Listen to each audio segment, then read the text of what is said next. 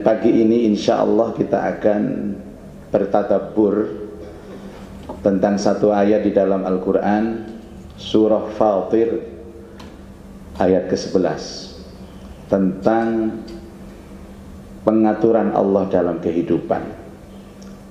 Saya yakin saya datang ke sini atas kehendaknya. Walaupun saya punya rencana saya matang, tapi kalau Allah tidak berkehendak, pastilah akan tidak terlaksana. Walaupun saya tidak merencanakan, tapi Allah berkehendak, pasti akan terlaksana. Ini selalu saya sampaikan kepada anak-anak yang mau menikah. Kalau Allah menjodohkan kalian, walaupun seluruh dunia menolak, perjodohan ini tetap terjadi. Tapi kalau Allah tidak menjodohkan kalian, walaupun seluruh dunia merestui dan setuju, maka perjodohan ini tidak akan terjadi. Ini yang membuat kita itu percaya diri, Pak. Seandainya seluruh dunia ini ingin berbuat baik kepada saya, tapi kalau Allah nggak menghendaki kebaikan itu datang kepada saya, maka tidak akan ada kebaikan. Kalau seluruh dunia ini berusaha mencelakai saya, tapi kalau Allah tidak berkehendak, maka tidak akan pernah terjadi. Wa ma tasqutu min waraqatin illa ya'lamuha. Tiadalah daun yang rontok dari dahannya kecuali atas pengetahuan dan kehendak Allah. Ini harus kita camkan betul, Bapak Ibu. Baru kita merasakan ketenangan hidup, bahwa kita ini hidup bukan kita yang menghidupkan, tapi Allah yang menghidupkan. Wa huwal yuhyi wa huwa. Dialah Allah yang menghidupkan dan mematikan, dan dialah Allah yang maha berkuasa atas segala sesuatu. Kalau niki kok mboten maringi nasihat, saya baru tahu ternyata jamaah Al-Muttaqin subuh itu luar biasa, Pak. Tua-tua, Pak. Artinya kalau sudah tua itu pengalamannya jauh lebih bagus daripada saya. Nah, di sana Allah Subhanahu wa taala berfirman, A'udzubillahi minasyaitonir rajim. Wallahu khalaqakum min turab, thumma min nutfah, thumma ja'alakum azwaja. Wa ma tahmilu min untha, wa la tada'u illa bi'ilmihi. Wa ma yu'ammaru min mu'ammarin wa la yunqasu min umrihi illa fi kitab, inna dzalika 'ala Allahi yasir. Nanti bisa ditelaah juga di rumah, Fatir ayat 11 ini. Wallahu khalaqakum min turab. Allah telah menciptakan kalian dari tanah. Tsumma min nutfah, kemudian dari air sperma. Tsumma ja'alakum azwaja, kemudian Allah menciptakan kalian berpasang-pasangan. Jadi itemnya tanah, sperma, berpasang-pasangan. Wa ma tahmilu min untha, dan tiadalah perempuan yang mengandung. Wala tada'u, dan yang melahirkan, illa bi ilmih, melainkan atas sepengetahuan dan kehendak Allah. Wa ma yu'ammaru min mu'ammarin, dan dia adalah orang yang dipanjangkan umurnya. Wa la yunqasu, dan dikurangi atau dipendekkan umurnya, illa fi kitab, kecuali semuanya telah ditetapkan dalam kitab yang dinamakan Lauh Mahfud. Inna dzalika 'ala Allahi yasir. Sesungguhnya yang demikian itu mudah bagi Allah. Kita telaah satu persatu, Bapak Ibu. Ada tanah, ada sperma, ada pasangan, ada perempuan melahirkan, ada kemudian dipanjangkan, dipendekkan umur. Ada 5 item ini. Wallahu khalaqakum min turab. Allah menciptakan kalian dari tanah. Jadi atas kehendaknya, Pak, mau Allah menciptakan kita dari daun, dari air, dari udara, itu kan urusan Allah. Tetapi tidak mungkin Allah menciptakan kita itu tanpa hikmah. Makanya salah satu yang menjadi kelebihan manusia itu kan punya akal. Orang yang punya akal dan menggunakan akalnya diistilahkan dalam Quran itu ulul albab. Dan di Al-Quran itu banyak perintah fa'tabiru ya ulil albab. Ambillah pelajaran wahai orang-orang yang menggunakan akalnya. Kemudian disempurnakan Allah, banyak ayat yang berbunyi afala ta'qilun. Kenapa kamu enggak berpikir? Afala tatafakkarun. Kenapa enggak mikir? Ini kena cara bahasa Kenjeran, Pak. Utekmu deke endi? Nah, bahasa Kenjeran itu, Pak, ya. Bismillahirrahmanirrahim. Tanah ini di dalam Quran ada tanah yang diistilahkan dengan turab. Turab itu tanah yang keset. Tapi ada lagi tin. Tin itu tanah yang licin. Ya, ada tin, khalaqakum min tin. Kadang Allah mengungkapkan dengan kata-kata turab, kadang-kadang tin. Kalau turab itu keset, kalau tin itu tanah lempung yang kalau kita menginjaknya kepreset. Kalau turab itu justru dipakai untuk keset. Makanya ada uli di jalan raya aspal itu dikasih turab supaya sepeda motor nggak guling, nggak kepreset. Jadi turab itu kebalikannya tin. Nah, ini menunjukkan karakter manusia. Ada manusia itu yang kayak turab, Pak. Keset. Dia konsisten. Dia punya komitmen, istiqomah, lumintu, gak mencela-mencele. Pokoknya istiqomah subuh terus. Dari awal istiqomah warnanya putih terus. Hitam ya hitam terus, hijau ya hijau terus. Itu turab, Pak. Nah, sebaliknya ada tin. Tin itu yang meleseti orang. Biasanya orang mencela-menceli, kadang-kadang subuhan, kadang enggak. Ini orangnya enggak datang yang tin ini. Jarang datang, Pak. Apalagi kalau ceramah seperti ini telinganya panas pasti. Kadang-kadang warnanya itu paginya putih, siangnya abu-abu, malamnya hitam. Bu, ada Bu orang yang kayak begini, gonta-ganti gitu. Hari ini ikut ini, besok ikut itu. Ada nggak orang seperti ini? Muzaki, jangan sebut nama, ini sponsor. Nah, kita yang mana Bapak Ibu? Apa turab, apa tin? Jawabannya begini, kadang-kadang turab Ustaz, kadang tin saya. Tergantung anginnya. Tergantung yang ngajak. Ada Pak orang yang konsisten. Baik dalam urusan ekonomi dia konsisten. Dia ini karena dia memang hobi dagang. Walaupun dia berkali-kali usaha dagang, ya jatuh bangun, kadang rugi, kadang untung, istiqomah, Pak. Dia tidak pernah berubah. Dari awal sampai akhir, sampai akhirnya dia menemukan suksesnya dari profesi dagang itu. Ada yang berpolitik misalkan. Dia politik ini istiqomah, pokoknya saya harus jadi ini. Saya harus oposisi, terus beroposisi. Akhirnya ketemu dengan suksesnya. Ada yang memang anginnya ke sana, ikut ke sana, ikut ke sini. Nah, ini Allah dengan bahan baku menciptakan manusia sudah tahu karakter manusia itu sendiri. Terus yang ketiga, tanah itu kadang-kadang secara umum diibarahkan oleh Allah di Al-Quran, bahasanya ardun. Ardun ini kebalikannya sama. Sama itu langit, ardun bumi. Nah, ardun itu dari kata dasar ridho. Ridho itu dalam bahasa Arab artinya rela. Makanya orang itu sebenarnya Pak, aslinya dari tanah yang punya sifat rela. Orang itu kalau punya sifat rela atau ridho, hidupnya pasti mulia kayak tanah. Tanah itu kan posisinya di bawah, Pak. Dan selalu dikuyok-kuyok tanah itu, diinjak, ya nggak protes, diludahi, ya nggak protes, dibuang sampah di atasnya, ya nggak protes, kadang-kadang diberi bokong, pleknya itu ya nggak protes.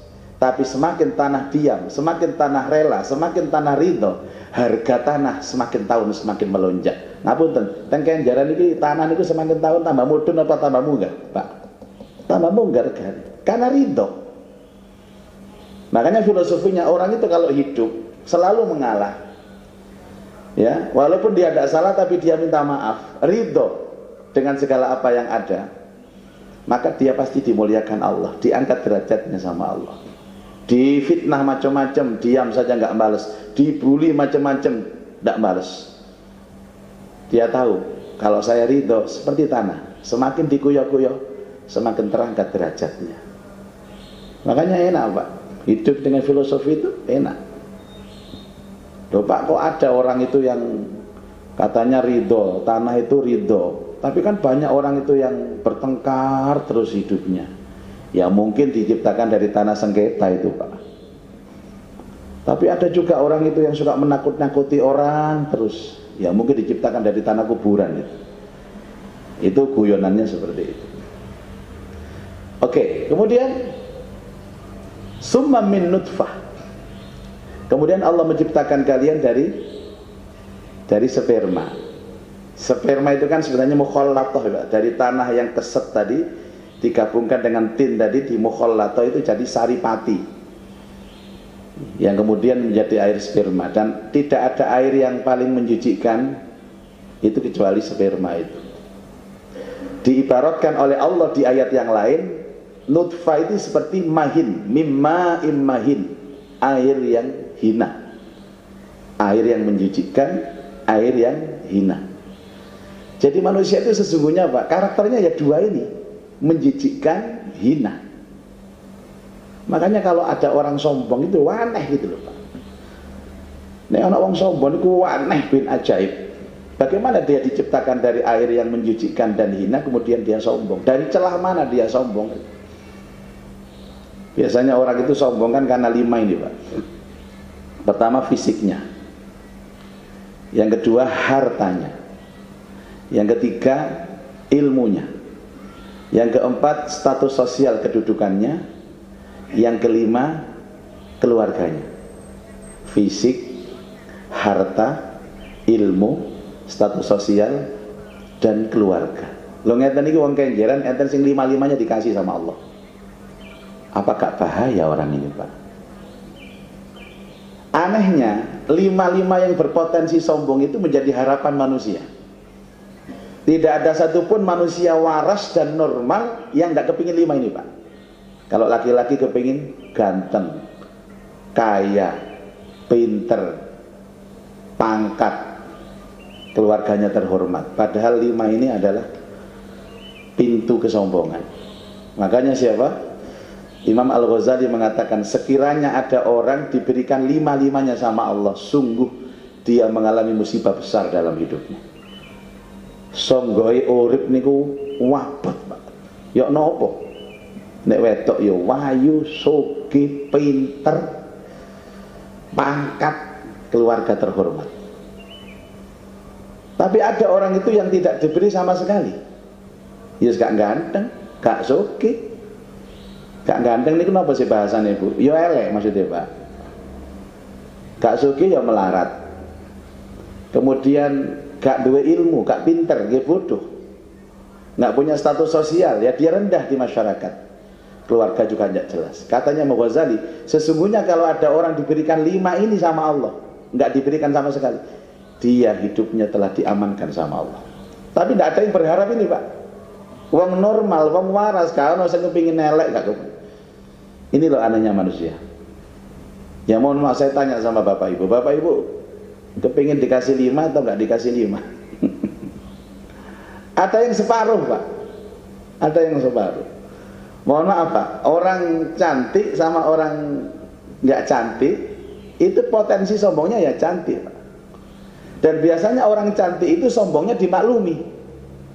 Mbak, orang itu loh sombong Pak, ya wajar lah ayu. Anda tahu ceritanya Fir'aun, Korun. Korun itu adalah orang kaya raya yang sombong, tapi sombongnya dimaklumi Pak. Jadi orang sombong itu sudah besar dosanya, tapi memaklumi orang yang sombong itu lebih besar dosanya. Kan ada Korun itu Pak, itu orang yang paling kaya waktu itu Pak, di Mesir kan hidupnya ya. Inna Qaruna kana min qaumi Musa fabagha alaihim Al-Qasas 77 ya. Wa atainahu minal kunuz ma inna mafatihahu latanu bil usbati ulil quwwah. Inna Qaruna kana min qaumi Musa. Sesungguhnya Qarun itu adalah kaumnya Nabi Musa. Wakilah sepupunya Nabi Musa. Tapi fabagha alaihim, sombongnya setengah mati, Pak. Wa atainahu minal kunuz, dan aku berikan dia al-kunuz. Kunuz itu gudang uang. Ma inna mafatihahu latanu bil usbati ulil quwwah. Kalau kunci gudang uangnya itu dibawa oleh laki-laki yang kuat di kampung, tidak ada yang kuat membawa kunci gudangnya. Allah menggambarkan bukan kekayaan uangnya, Pak. Nggawa kunci gudang duit itu lho gak mampu orang-orang laki-laki yang kuat. Tapi dikatakan la tafrah, Qarun jangan sombong. Innallaha la yuhibbul farihin. Allah tidak suka orang-orang yang sombong. Sombongnya Qarun itu dikarenakan ketika ditanya, kamu dari mana kekayaan ini? Dia jawab, qala innama utituhu ala ilmin indi. Aku kaya ini karena aku hebat, aku kreatif, aku produktif. Padha ambek wong kenjana takoni, Pak, kenapa Pak sama kok sugih? Ya nyambut gawe lah. Itu bentuk kesombongan. Enten yang ditakoni jawab ngoten, Bu. Enten tapi yo gak tahu tekon nek subuh deh. Hadirin sekalian. Terus dia jalan, Pak. Jalan. Dan setiap kali dia keluar rumahnya, satu kampung keluar semua. Dan mereka fakharaja ala qaumihi fi zinati. Dan Qarun itu keluar di depan kaumnya dengan segala aksesorisnya, pakai kereta kencana dari emas. Itu katanya tafsir, seandainya kudanya itu bisa jadi emas, ya pakai kuda emas, Pak. Berhubung jarane gak bisa jadi emas. Terus orang-orang yang cinta dunia, dia mengatakan, ya laitalana mislama utiya Qarun. Wih, sugene rek, pantes deh sombong itu. Alangkah indahnya kalau aku diberikan kekayaan kayak Qarun begitu. Coba. Iki sombong dimaklumi, Pak. Wajar, Mbak, dek sombong anjane ayu. Loh, dia nggak sadar sombong kok dimaklumi. Jadi, yo pantes, Mbak. Sombong ayu pantes. Yo kon gak pantes, kon niku elek kok sombong. Malah diterus-terus. Nggak bisa, Bapak Ibu. Misal ya, Pak ya, seandainya apa yang diberikan oleh Allah itu langgeng, silahkan Anda sombong. Tapi itu kan aksesoris singkat, Pak. Cantik itu nggak awet loh, Bu. Yang awet itu jelek.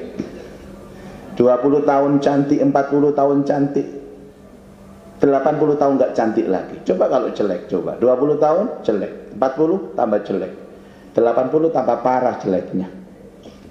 Makanya orang jelek itu istiqomah. Mohon maaf, ini kan nggak ada yang jelek, Pak. Hilang, Pak. Hilang. Coba. Terus kekayaan. Ya, berapa banyak cerita-cerita kita di masyarakat itu dulunya kaya, Masya Allah. Dulu ada saya punya tetangga itu, Masya Allah, punya pabrik ini, pabrik itu, Pak.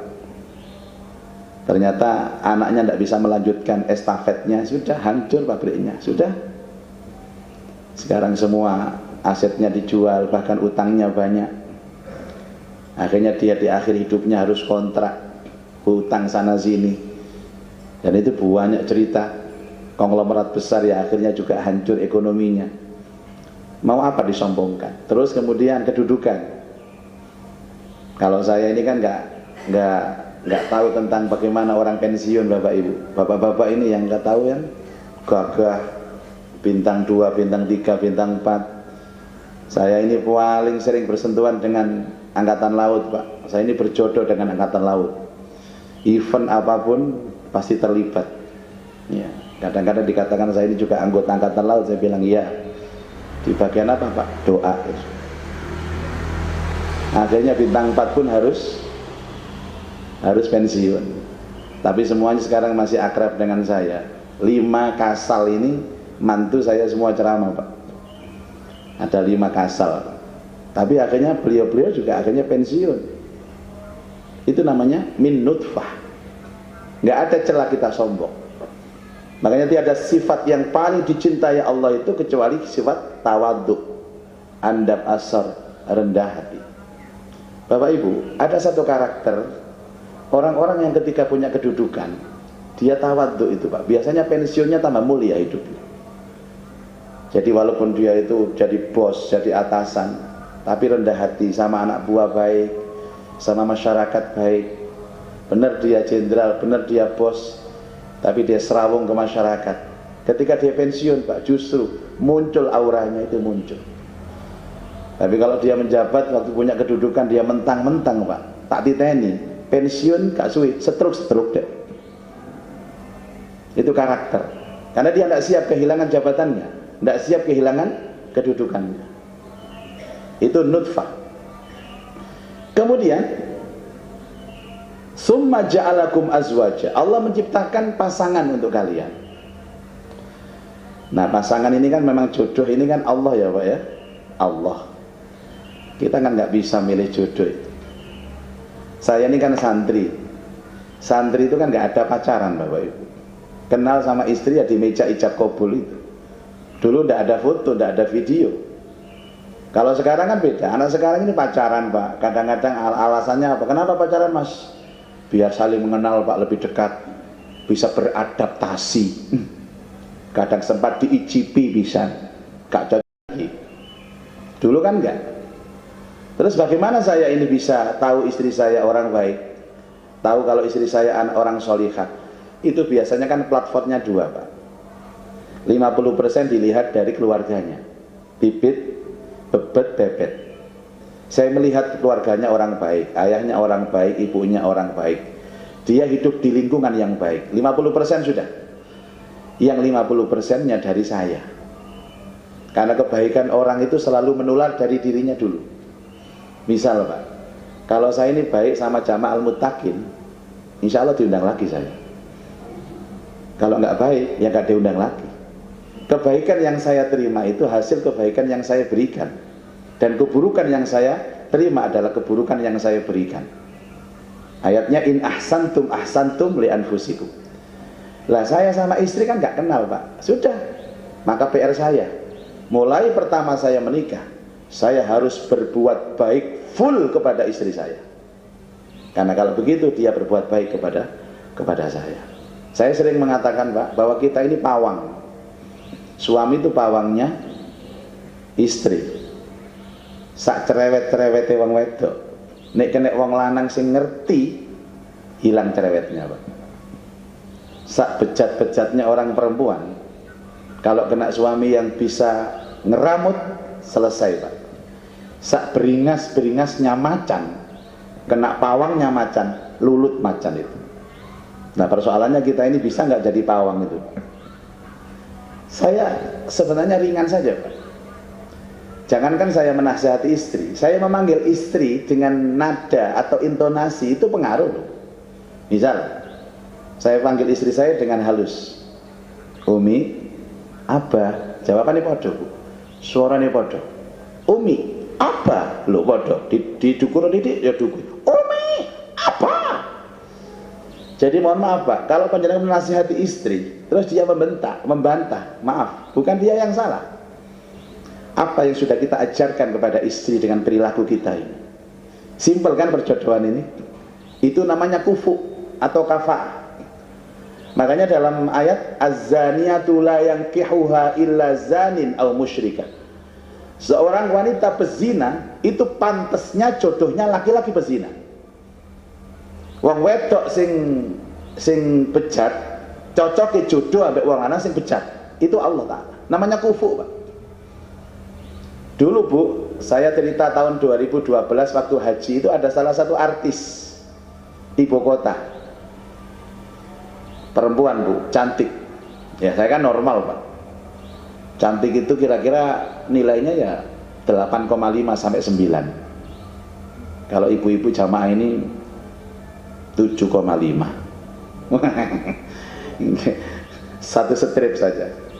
Waktu di Arafah, dia doa nangis-nangis. Saya tahu track recordnya beliau ini Bu. Kalau sudah tampil di televisi Pak, bajunya itu nyeneng no bapak-bapak pokoknya. Minim. Tidak hanya nyeneng bapak-bapak, nyeneng no ustadz pisan. Kalau joget macam-macam sudah. Ikut saya haji. Waktu nangis-nangis begitu, terus kita kan diskusi, Mbak, ini sebenarnya yang diminta apa sih ke Allah itu? Ini kan Arafah, ini kan apapun doa kita panjatkan pasti diijabah. Saya itu pengen jodoh yang baik Pak Ustadz, karena saya itu rumah tangga gagal itu 4 kali. Coba karir dunia moncer, wajah cantik, viral, tapi rumah tangga gagal 4 kali. Saya kepingin Pak, pulang haji ini dapat jodoh yang solih, dapat imam yang bertanggung jawab, yang bisa menggandeng tangan saya ke surga. Ya minimal kayak Ustadz ini loh. Kon minimal saya Bu. Ini ngomongnya halus tapi gak enak nang hati Pak. Minimal kayak Ustadz.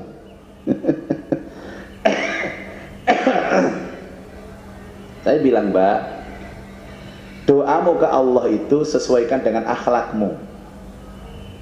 Kowe ngarep-ngarep duwe bojo sing apik, tapi kowe gak nuntut awakmu dadi wong apik. Demi Allah, itu adalah kebohongan. Jare wong Surabaya muntaber, munafik tapi berhasil. Gak bisa, Mbak. Perbaiki dirimu dulu. Nanti Allah kirimkan jodoh sesuai dengan kamu. Itu sudah kok, Pak. Kan penyakitnya manusia kan nuntut-nuntut terus, Pak. Nuntut supaya istrinya baik sama dia, nuntut supaya suaminya baik sama dia, tapi tidak ada tuntutan kepada dirinya dia baik sama pasangannya. Kan aneh. Pawang itu begitu Pak. Ya apa, bagaimana ini, apa cara merubah yang buruk dari pasangan? Itu begitu. Lah orang kan tidak. Sampai Rasulullah Shallallahu Alaihi Wasallam itu pernah mengingatkan dalam suatu hadis yang sahih, bagaimana seorang suami yang lembut kepada istrinya, kecuali Allah juga lembut sama dia. Suami memuliakan istrinya, Allah juga memuliakan dia. Ma akraman nisa illa karim. Tidak ada suami yang memuliakan istrinya kecuali dia dimuliakan Allah. Wa ma ahanahunna illa laim. Dan dia ada seorang suami yang menghinakan istrinya kecuali hidupnya dihinakan Allah. Sejauh kita memuliakan pasangan, itu disitulah kemuliaan kita. Simpel Bapak Ibu, simpel. Ibu-ibu, nanti kalau punya mantu, maaf ya Bu, itu mantunya ibu-ibu itu potretnya ibu-ibu loh.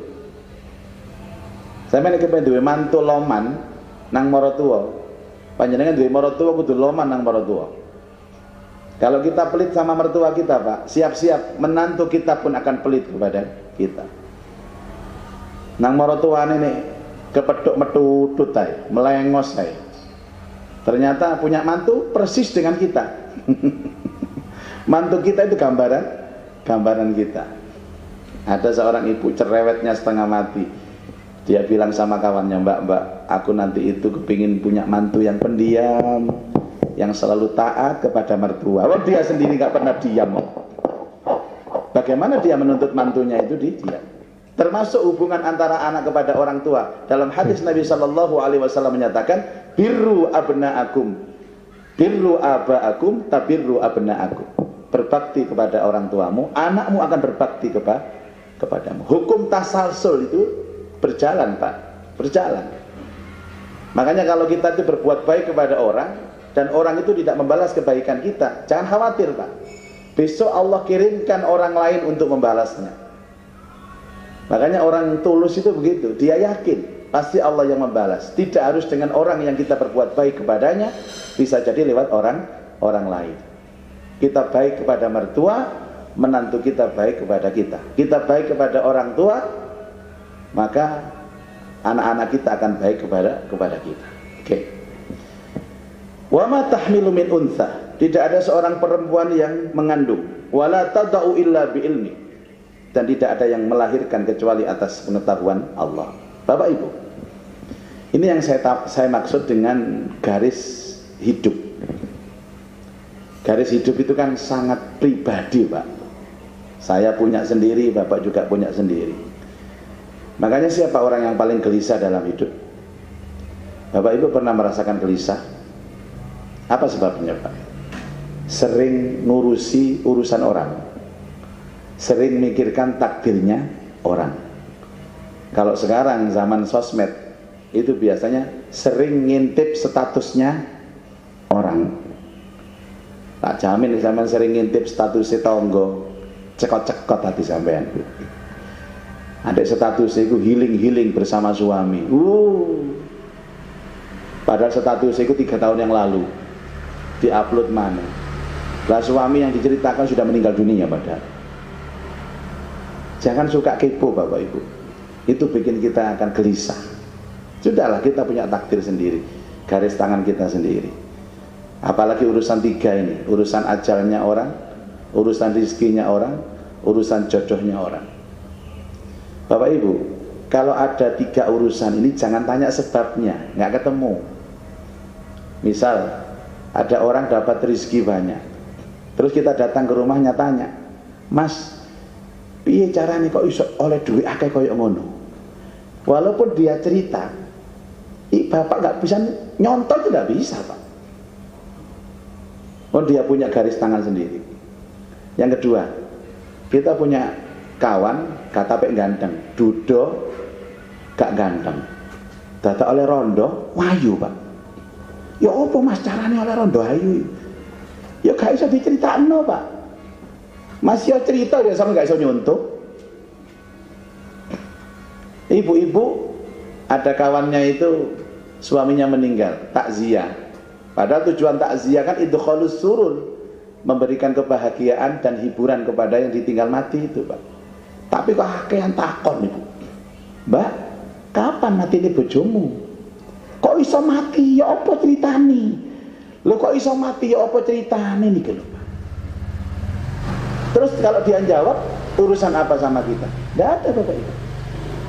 Makanya kalau kita diundang orang 3 ini, tasyakuran karena dia beli rumah baru, tasyakuran beli mobil baru, tasyakuran dapat bonus, kemudian ada undangan mantenan, ada undangan, bukan undangan, takziah, kita tidak berhak bertanya. Kita hanya datang untuk mendoakan, Mbak, mudah-mudahan rizkimu berkah. Terus kalau ditinggal mati, mudah-mudahan dia husnul khatimah atau diampuni dosanya sama Allah. Selesai. No comment. Biasanya yang sering itu nak nikahan itu loh Bu, diundang nikahan bubuan ngoten niku. Biasanya mantene gak cocok mesti digunem. Sing wedok kuru tak sing lanang lawemu ngoten. Ya Allah, kok gak cocoke. Sing lanang cek lembune, sing wedok cek kurune, ku nek keberkan ya apa nek keberkan. Kula apa diundang bubuan niku mikir keberkan-keberkan barang niku. Bapak Ibu, itu namanya, makanya begini, ya Allah, aku tahu semua urusanku Engkau yang mengatur, Engkau yang mencatat. Jadikan hatiku ridho ya Allah. Sampai ada hadis qudsi mengatakan, malam yaskur ala balai, walam yashkur ala na'mai, walam yardo ala qadai, fal yatrub rabban siwai, wal yakhruj ala tahta samai. Barang siapa enggak sabar dengan ujianku, dengan balakku, tidak syukur dengan nikmatku, tidak ridho dengan ketetapanku, silakan cari Tuhan selain aku dan keluar dari kolong langitku. Sanggup Pak Zaman keluar dari kolong langit? Karena itu keyakinan ini membuat kita tenang. Makanya begini Bapak Ibu, ketenangan itu berawal dari apa? Pembangunan hati untuk yakin bahwa kehidupan adalah pilihan Allah. Yakin pilihan Allah tidak mungkin keliru, yakin pilihan Allah pasti yang terbaik. Saya hadir di hadapan Bapak Ibu di Masjid Al-Muttaqin, yakin atas pilihan Allah. Saya ridho ya Allah dengan pilihan ini, walaupun tadi kekancingan gerbang, tapi saya ridho, nggak ada masalah. Yang penting bangun ridho itu Pak. Orang ridho itu Pak, nanti matinya senyum. Ya ayat Tuhan nafsul mutmainnah, hai jiwa yang tenang, irji'i ila rabbiki radiyatan mardiyah. Kembali kepada Tuhanmu, radiyatan mardiyah. Kamu ridho dan kamu diridhoi. Fadkhuli fi ibadi wadkhuli jannati. Masuklah dalam kelompok hambaku, masuklah dalam surgaku. Orang yang ridho inilah orang yang nanti hidupnya baik, matinya juga baik. Yang terakhir, tapi ini yang terakhir panjang Bapak Ibu, sehingga saya putus. Tentang apa? Wa ma yu'ammaru min mu'ammarin wa la yunqassu min umurihi illa fi kitab. Tidak ada orang dipanjangkan umurnya dan dikurangi atau dipendekkan umurnya kecuali telah ditetapkan Allah dalam kitab. Bagaimana proses penetapan Allah terhadap umur, agar kita melihat bahwa Allah itu adil kepada kita. Tidak pernah mengatakan Allah nggak adil, kok ada yang panjang umur, kok ada yang pendek umur. Mestinya Pak, kalau kita itu Pak adil, yang mati kakeknya dulu, baru anaknya, baru cucunya. Tapi kenapa? Ini cucunya mati, kakeknya masih seger waras. Ada rahasia Allah. Kapan rahasia itu? Insya Allah dalam pengajian berikutnya nek diundang maneh. Bapak Ibu, inilah tadabbur dari satu ayat di dalam Al-Quran tentang Allah Maha mengatur kehidupan. Dan kita yang dikasih akal sehat ini berusaha untuk bagaimana semuanya menjadi pelajaran penting, sehingga hari-hari kita itu tambahnya umur, tambahnya waktu, iman semakin baik dan takwanya semakin kuat. Wallahu a'lam bis-shawab. Ada waktu Bapak Ibu, mungkin ada yang ingin bertanya atau berdiskusi. Waalaikumsalam warahmatullahi. Monggo Bunda. Mohon izin Ustaz. Untuk yang hadir di sini kan rata-rata ini usianya sudah lolita semua, lolos 50 tahun. Masya Allah. Dan OTW swida. Ya, ya. Selama ini kami sudah menjalankan, insya Allah menjalankan perintah Allah semaksimal mungkin, juga mengikuti sunnah-sunnah Nabi.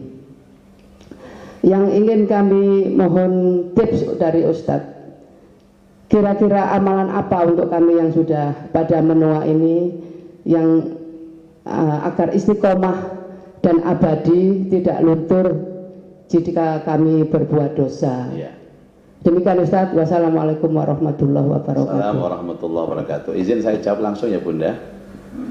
Yang pertama, sering-sering mendapatkan asupan nasihat ini Bu, agama. Jadi harus sering di majelis ilmu Pak. Oh itu luar biasa. Vitamin bagi usia-usia, kalau saya menganggap usia akhirat, kan ada usia dunia. Usia dunia itu 20 sampai 40. Usia dunia akhirat itu 40 sampai 60. Kalau 60 ke atas itu usia akhirat. Perbanyak mendengarkan nasihat. Imam Al-Marawi pernah menyatakan bahwa dalam tubuh manusia itu ada dua unsur. Pertama unsur fisik dan unsur hati, zahir, batin.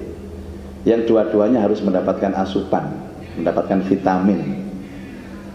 Kalau vitaminnya fisik kan ibu-ibu sudah konsultasi ke dokter, dijaga makan, pola istirahat, pola hidup.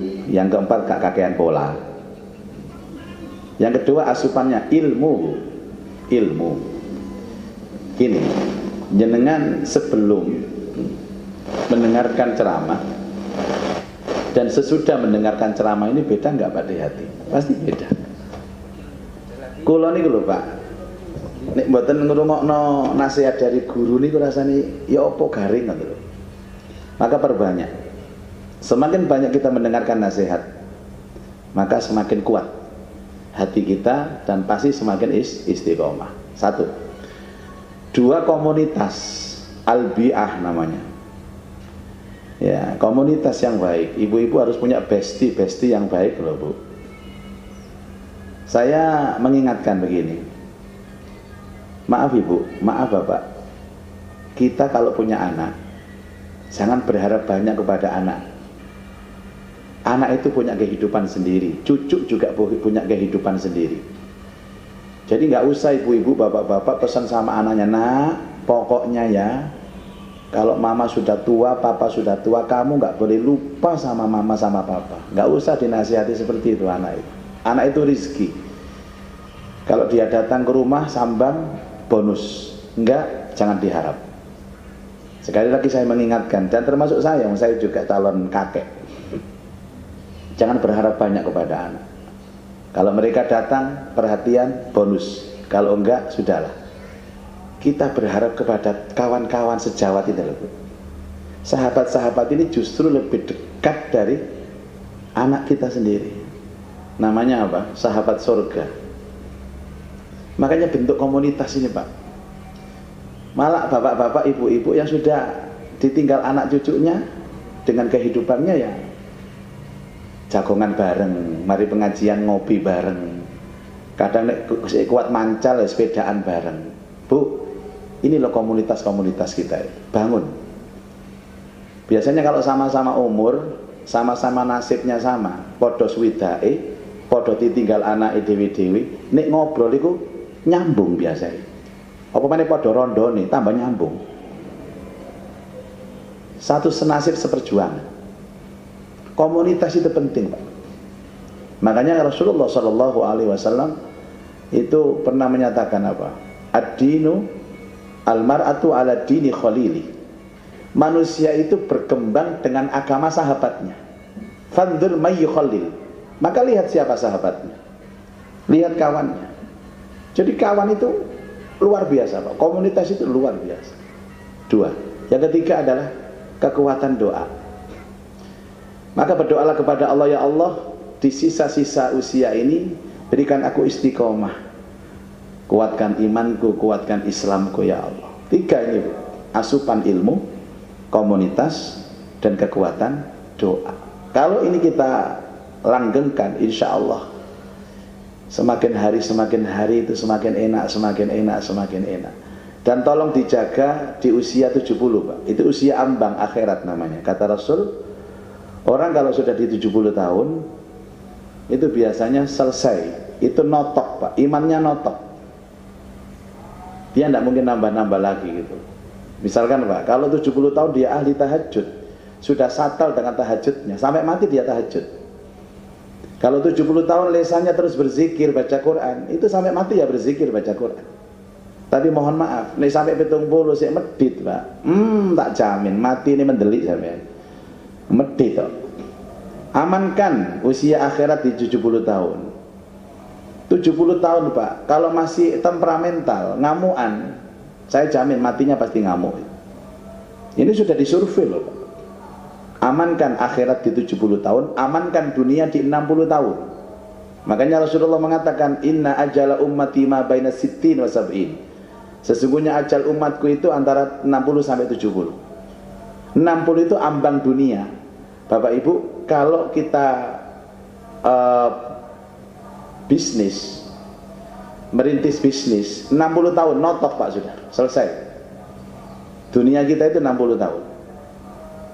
Tidak ada ceritanya orang itu 60 tahun bawa ijazah ngelamar ke pabrik-pabrik, siapa yang mau nerima? Jadi security ya gak bisa kuat Melayu sampai. Audit keuangan ya bala-balik verti guni kumat. Kalau ngangkat-ngangkat ya gak kuat, dia itu asam urat, tulangnya gak kuat. Jadi ambang dunia 60, ambang akhirat 70. Kalau 70, Bapak Ibu, jenengan ahli masjid, demi Allah, Pak, sampai mati pasti ahli masjid.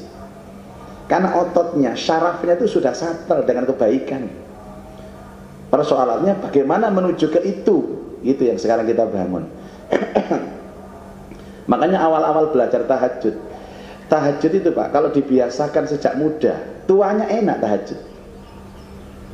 Tapi kalau sudah belajar tua baru tahajud, ya bisa, tapi berat, Pak, karena ototnya nggak mendukung, syarafnya nggak mendukung. Orang belajar Quran masih muda, belajar Quran itu enak, Pak, lisani diwolak-walik, makharijul waladhdallin enak. Tapi kalau belajar Quran masa tua, ya bisa, tapi susah, Pak. Apalagi kena makhraj yang angel, dot itu kan harus menggunakan gigi. Lah giginya palsu semua. Walau langsung mencetat metu. Itulah, Bu.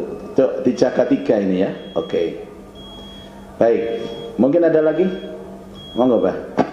Apa 2? Oh, 3. Monggo, Pak. Nih, singkat-singkat.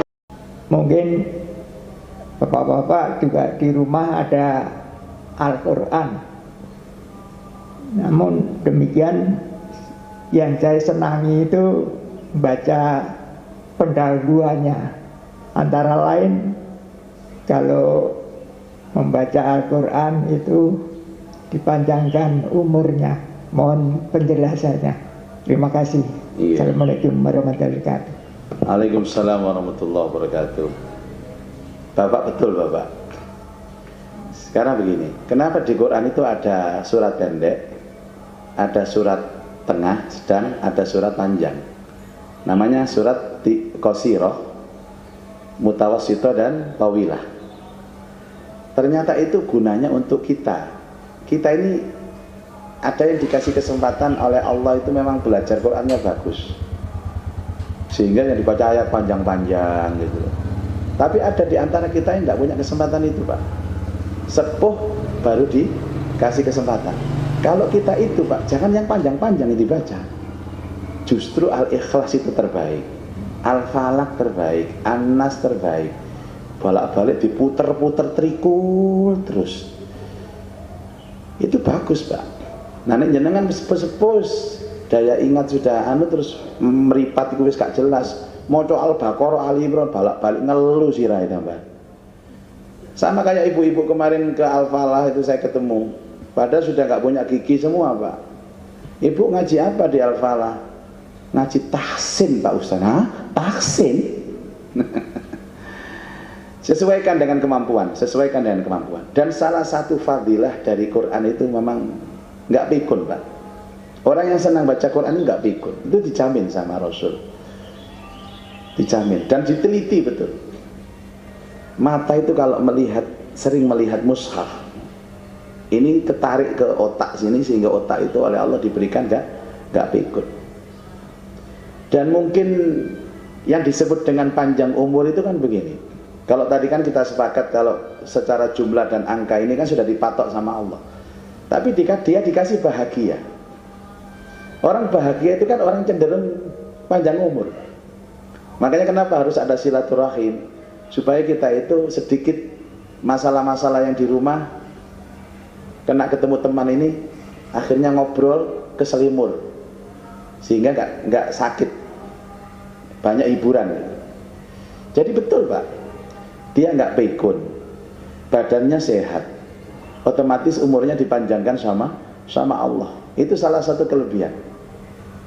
Ada seorang sahabat itu tidak pernah ngaji apapun kecuali Al-Ikhlas, Pak.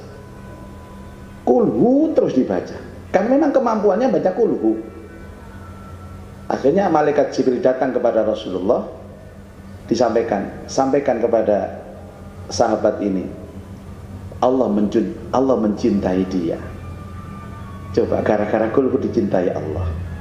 Tapi jenengan wis sepuh-sepuh gak usah angel-angel maca Al-Maidah, maca apa jenenge An-Nisa dawa-dawa sampai ambekane ngos-ngosan.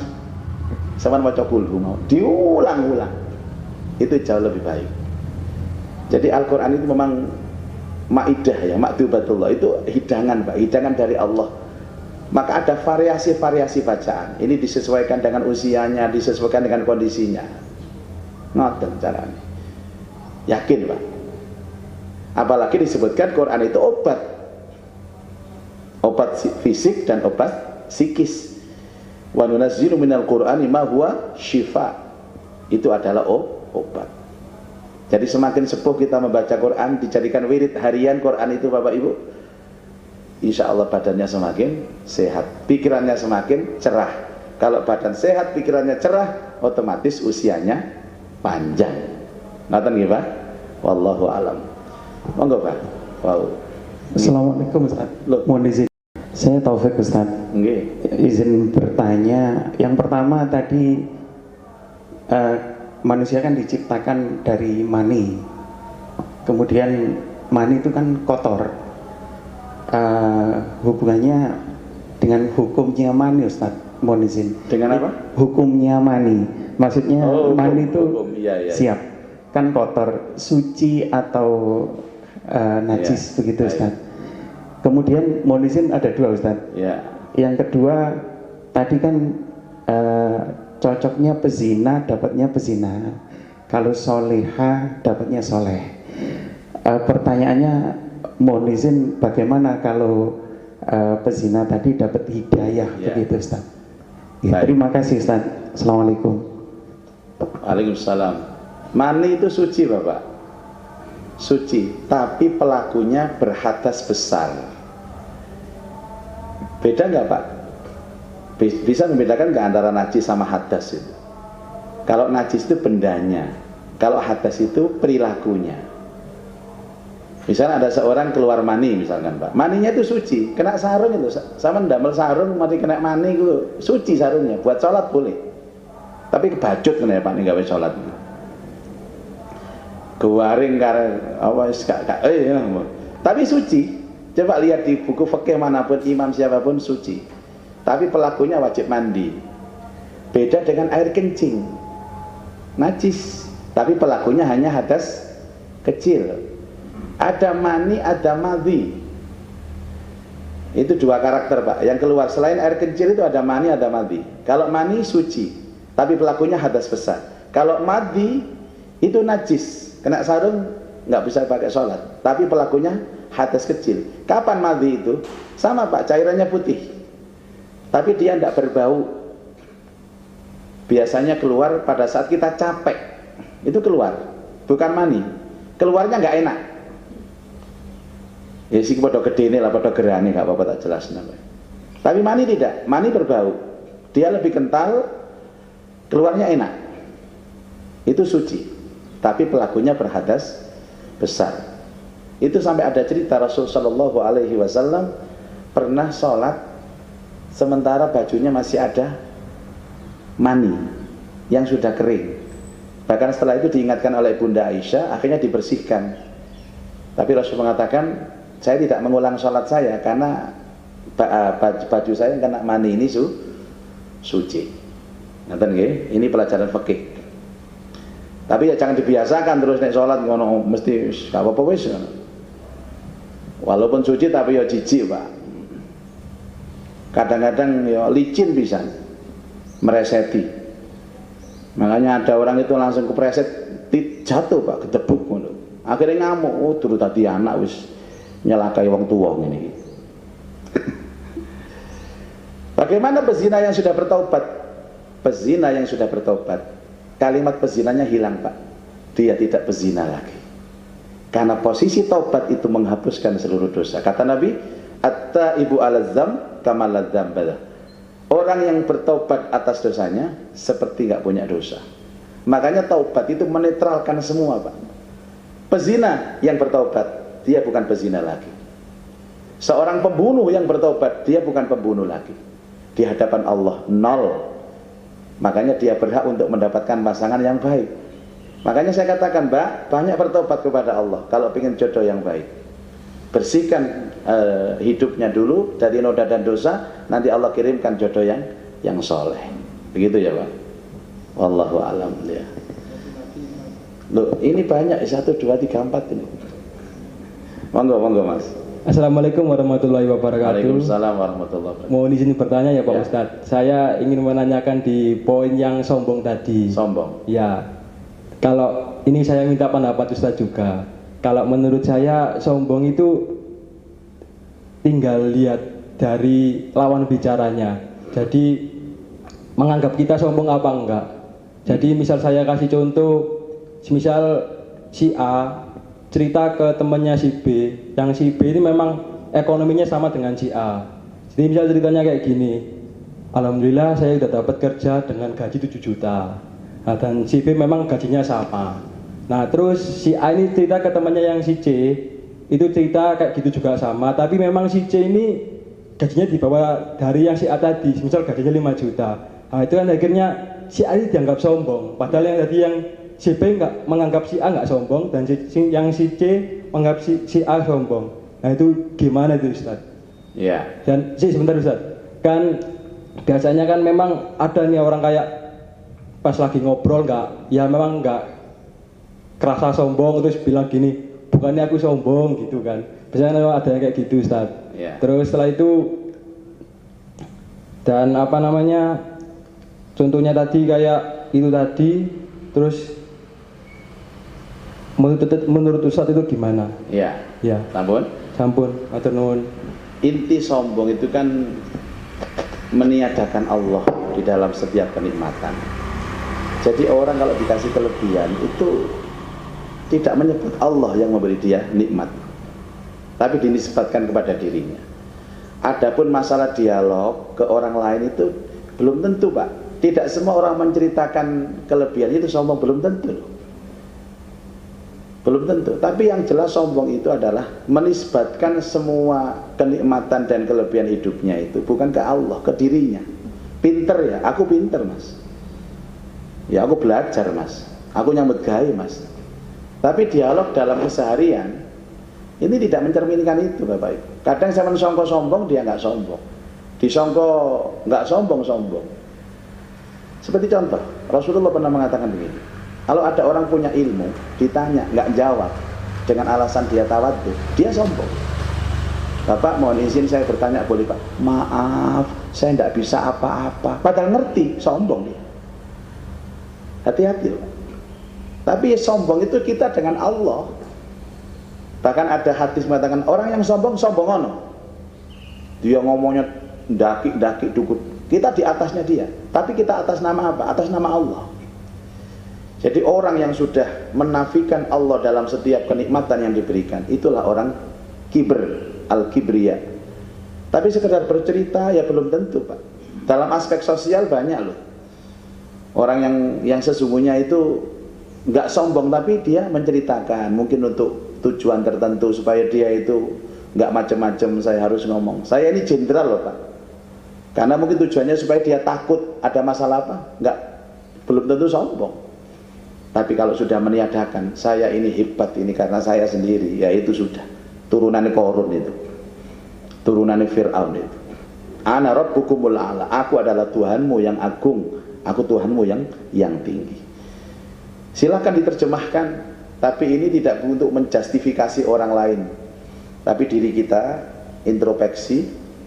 Ya, pokoknya kalau sudah menafikan Allah selesai sudah Pak, dan itulah kesombongan. Dan tidak ada satupun satu jengkal kafling di surga. La yadkhulul jannah man kana fi qalbihi misqala dzarratin min kibrin. Tidak masuk surga siapapun yang di hatinya ada satu titik hitam kesombongan di hatinya. Karena sombong itu hanya milik Allah. Walahul kibriya'u fis samawati wal ardh. Hanya Allah yang patut sombong karena Allah punya segala-galanya. Ngoten nggih Mas? Wallahu alam. Terus Pak, enggak apa-apa sampai zuhur nanti.